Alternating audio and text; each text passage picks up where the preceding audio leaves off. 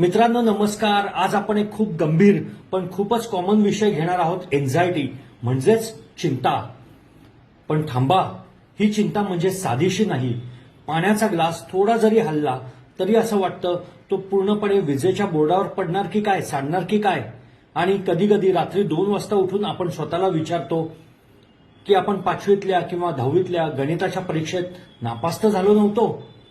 होय, अशीच ही काळजी विनाकारण डोके खाणारी, झोप उडवणारी आणि मग गुगलवर शोधायला लावणारी. Why I am overthinking everything. पण मित्रांनो, यासाठी आपण टेन्शन घ्यायचं नाही.